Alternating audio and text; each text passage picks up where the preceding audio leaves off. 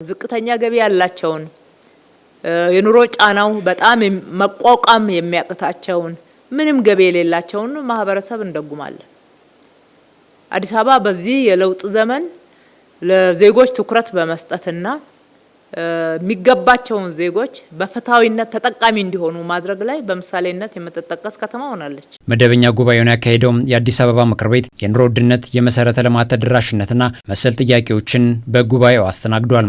በተለያየ መድረክ የተነሱ የህዝብ ጥያቄዎች ምላሽ ያገኙበት፣ ማብራሪያ የተሰጠበትና ተጨማሪ በጀትም የተጠየቀበት መድረክ ነበር። በአጠቃላይ በመድረኮቹ ሲነሱ የነበሩት አብዛኞቹ ጥያቄዎች በክብርት ከንቲባና በተቋማት ኃላፊዎች ማብራሪያ ተሰጥቶባቸዋል። በተለይ ደግሞ በተከናወኑ የህዝብ መድረኮች አጠቃላይ በከተማዋ እየተሰሩ ያሉ የልማት ስራዎች በተለይም የኮሪደር ልማት ስራ የከተማዋን ገጽታ አጠቃላይ ከመቀየር የነዋሪዎችን ኑሮ ሁኔታ ከማሻሻል አኳያ በተለይም ደግሞ ከተማዋ የሚመጥናት ደረጃ እንድትደርስ እየተደረገ ያለውን ጥረት በጣም እውቅና የተሰጠበት መድረክ ነው ማለት ይቻላል። በከተማው ላይ እየታዩ ያሉ ህዝብ የመሰከረላቸው ህዝብ ብቻ አይደለም፣ ከህዝብም አልፎ ሀገር ውስጥ ያለ በሙሉ ኢትዮጵያ ውስጥ ያለ ህዝብ የመሰከረለት አልፎም ደግሞ ከሀገር ውጭ ያሉ አካላት የተወሰኑ የአፍሪካ ከተማዎች እየመጡ የጎበኙትን ያሉት የልማት የኮሪደር ልማት ሰው ተኮር ስራዎችን በህዝብ ድምጽ የተነሳውን የቀረበበት የተስተዋለበት ሚዛኑን ከፍ አድርጎ ያሳየበት ጉባኤ ነው ማለት ይቻላል። የከተማዋ ምክር ቤት በዛሬ ውሎ ከ11.5 ቢሊዮን ብር በላይ ተጨማሪ በጀት አጽድቋል። ይህም የኑሮ ውድነቱን ለማቃለል በሂደት ላይ ያለውን የመሰረተ ልማት ተደራሽነት ለማስፋትና ማህበረሰብ ተኮር ተግባራትን ለማከናወን ያግዛልም ተብሏል። በጀት ጥያቄውም ተገቢ ነው፣ ሪዝነብል ነው። ምክንያቱም አሁን ከማህበረሰቡ የተነሱ የመልማት ጥያቄዎች አሉ። ይህንን ይሸፍናል ተብሎ ይታሰባል።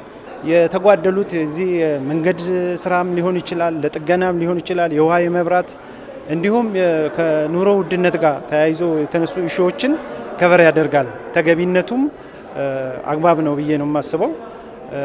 በጀቱም ስራ ላይ እንደሚውል ባለሙሉ ተስፋ ነኝ። ከዚህ በፊት የነበረው የበጀት አጠቃቀም አብዛኛው በጀት ለሌሎች የስራ ማስኬጃና ሌሎች ወጪዎች ነበር ይውል የነበረው። በአሁኑ ግን ከለውጡ በኋላ በተለይም 2017 ዓመተ ምህረት 71% የሚደርሰው በጀት ለካፒታል በጀት እንዲውል የተደረገበት ነው። ይሄ ያልተለመደ በጣም የሚበረታታ ለህዝብ ፋይዳ ያላቸው ፕሮጀክቶች ከተማን ሊቀይሩ የሚችሉ ትልልቅ ስራዎች የተሰሩበት እንደሆነ ማሳያ ነው። ካፒታል በጀት ከፍ አለ ማለት መሰረተ ልማት ያስፈልጋል። በእርግጥ ነው መሰረተ ልማት ብቻ ነው ውብና ማራኪ የሆነች አዲስ አበባ መገንባት ከፈለግን ህብረተሰብ ተኮርና ለህብረተሰብ የሚያስፈልገውን ነገር ማሟላት እንችል ያለ በጀት መንቀሳቀስ አይቻልም። ስለዚህ ካፒታል በጀቱ ለዛ ነው ከፍ አድርጎ የተቀመጠው። ይሄም ደግሞ የቀሩትን የጎደሉትን በሁለት ወር ውስጥ ተጠናቀው የምናይበት አግባብ ይኖራል ብዬ ነው። የህዝብን ጥያቄ መንግስት ቃል የገባውን በቃል የሚያሳይበት ነው የሚል እምነት አለ። ከምክር ቤት አባላት ለተነሱ ጥያቄዎች ምላሽ የሰጡት ከንቲባ አዳነች አቤቤ በተለይም የማህበረሰቡን የኑሮ ውድነት ጥያቄ ለመፍታት ስራዎች መከናወናቸውን አስረድተዋል። አዲስ አበባ ላይ የኑሮ ውድነትን ሁኔታ ተረድተን የህዝባችንን የኑሮ ጫና ገብቶን የገበያ መዛባት፣ የገበያ ላይ ዋጋ መቀያየር፣ አጠቃላይ ዓለም አቀፋዊ ሁኔታ ሀገር አቀፋዊ ሁኔታ የከተማችን ሁኔታን ከግንዛቤ ያስገብተን አቅርቦትን ለመጨመር የሚያስችለን ስትራቴጂ ነድፈን ነው የተገበርነው። በከተማችን 4 በሮች ላይ ትልልቅ የገበያ ማዕከላት ተገንብተው ምርት እንደ ልብ የሚገባበት ከተማ አዲስ አበባ ነው።